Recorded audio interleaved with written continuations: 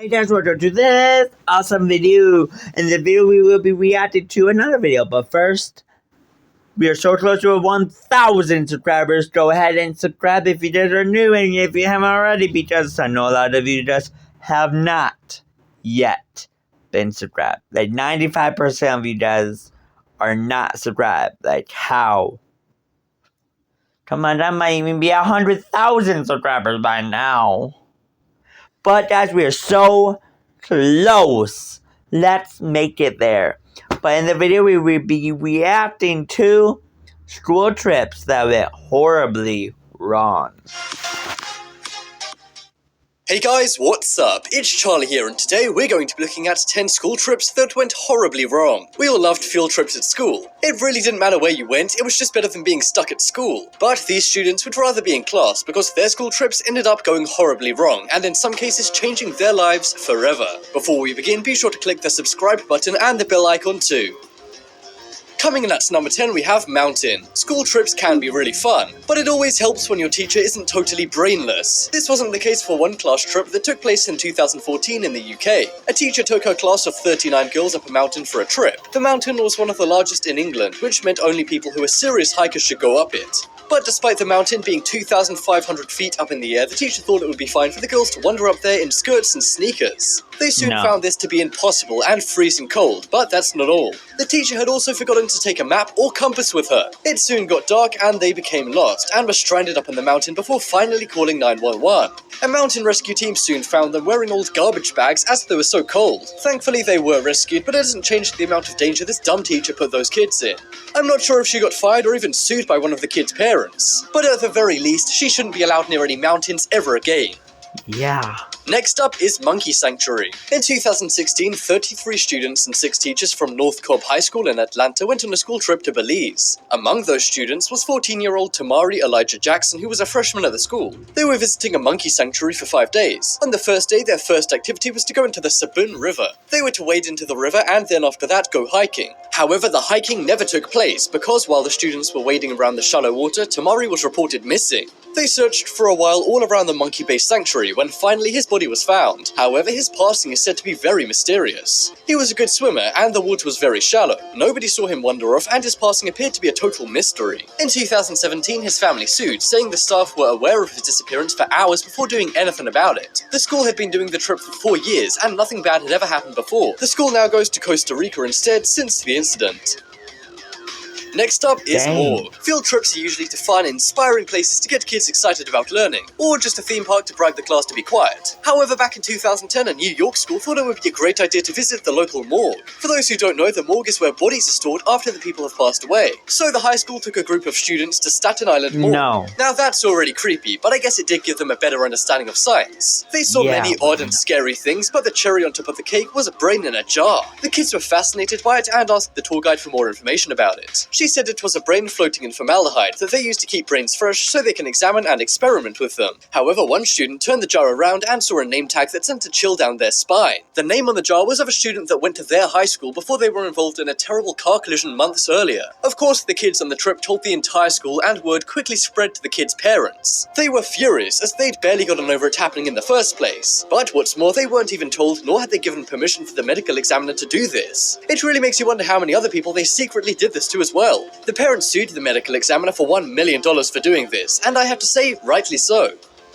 Next up is plantation. Back in the days of the slave trade was a terrible time in American history. However, it's important that we learn from our mistakes, which is why it's taught in schools. Most schools take care to explain delicately to young kids what took place. But one school was far from sensitive during a field trip back in 2013. The 4th grade class went to a plantation house turned museum in Georgia, USA. Everything was meant to be interactive and authentic, and even had actors who dressed as slaves or slave owners. The kids also did activities, including some rather cringeful ones such as cotton picking. But wait, it gets much worse. The class was split into 2 groups, with the black children being sent to cotton pick while the white kids tried on old-timey clothing inside the house. I'm sure the plantation museum employees didn't mean to be offensive, but talk about an ill-advised activity. I'm guessing they were trying to recreate how the old times were, but they really didn't think it through. Suffice to say, the parents and some of the kids were not happy, and the school and plantation quickly apologized. At least nobody passed away on this trip, but it must have been pretty uncomfortable.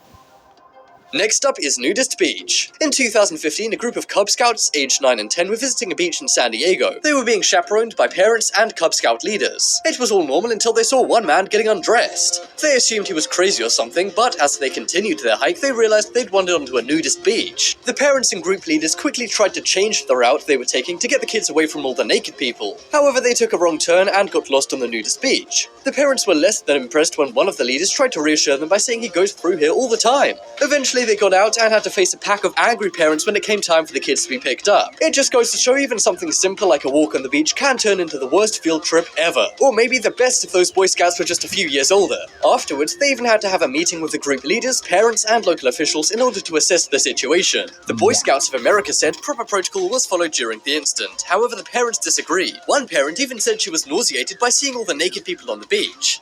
Okay, that is a bit of an overreaction and kind of offensive to the people on the beach too. Jeez. Wow. Next up is water park. So some of these trips sound a little boring and educational, like going to an old plantation or a morgue. However, going to a water park during school time sounds fun and is perhaps every kid's dream. Yeah. However, in 2015, a class of kids from the UK went to Barcelona, Spain and visited a water park. The teachers told them all to use sunscreen as the temperatures were near 40 degrees. The teachers offered them factor It's 50 hot, by cream, the way. however the kids, being kids, didn't want this. Thanks to this, 4 kids were sunburned so badly they had to go to hospital. 15-year-old Connor Pritchard had to spend weeks in hospital since the trip. However, believe it or not, the parents were mad at the teachers about this. The teachers said they told the kids to apply sunscreen, but of course couldn't do it themselves. If your kid burns themselves at a water park, that's not the teacher's fault, especially if these kids were old enough to make their own choices. But now the school says they might ban all future school trips if the children can't follow the rules. Next up is beach. One day in 2015, a Texas school went on a field trip to a beach. Now that sounds nice enough, however, as kids sometimes do on beaches, one went missing. It was a 12-year-old girl named Samira Carlo. Despite being at the beach with 19 classmates and 2 teachers, she went missing while swimming. She was fairly far out to sea, standing on a sandbank with a teacher and several other female students. Some of the other kids began to get scared by the waves and being fairly far out in the sea, so one teacher brought them back to the shore. However, when they were back at the shore, they turned around and didn't see Samira. Rescue teams, the police and Coast Guards searched for 4 hours before her body was finally found. Her mom was spotted at the beach devastated, as anyone would be. The next day, the students wore blue into class, which was Samira's favorite color, and many students also wore bows to commemorate her. This is one of the saddest and worst field trips ever. Not to mention, the teachers really should have kept track of what all of their students were doing if they were going to take them so far out to sea.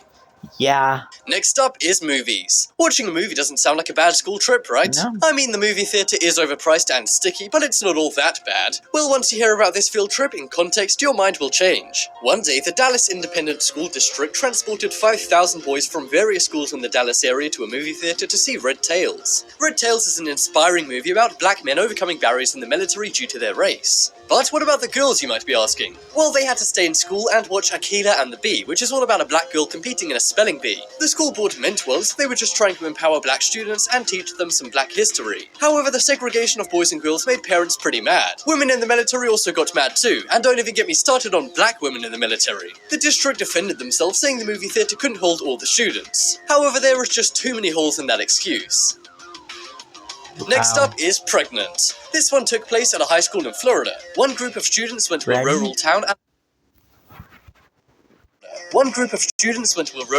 and bunked together in a hotel for the duration of a field trip. The trip was 5 days long, so not that much could happen in that time, right? Well, that's where you would be wrong. When the students returned, it was discovered that 4 of the female students were pregnant. There were around 20 boys and 30 girls in the trip, and they'd all stayed in the same hotel. The parents were livid, and they said the teachers didn't do enough to prevent this happening. And they were extra mad, seeing as the students were only 17 years old. At least the students had fun on the field trip, even if they will have to put up with a screaming kid for 6 years. And to top it all off, they're even too old to appear on 16 and Pregnant and make some money out of the situation.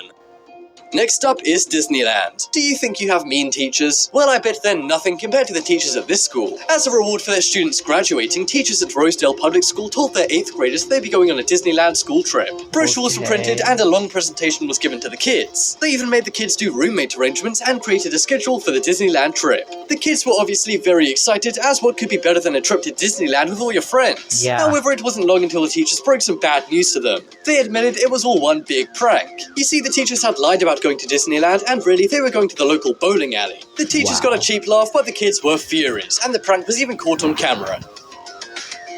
Next up is snacks. This is one of the smallest and weirdest school trips on this list. One day at Wells Middle School, teacher Heather Kaggle was teaching math. However, she got a little hungry, as you do, but she decided to sneak 11 students into her car for a snack run. 7 went in the back seat, 2 in the front seat, and 2 in the trunk. It must have looked like a clown car. No offense, girls. They drove to a local Walmart and grabbed some snacks. On top of all this, she had to leave 2 students alone in the classroom as they wouldn't fit in her packed car. She was obviously immediately fired, and may be the most irresponsible teacher on this list. What do you think? Check out the poll in the top right corner to vote for the worst school. Come on!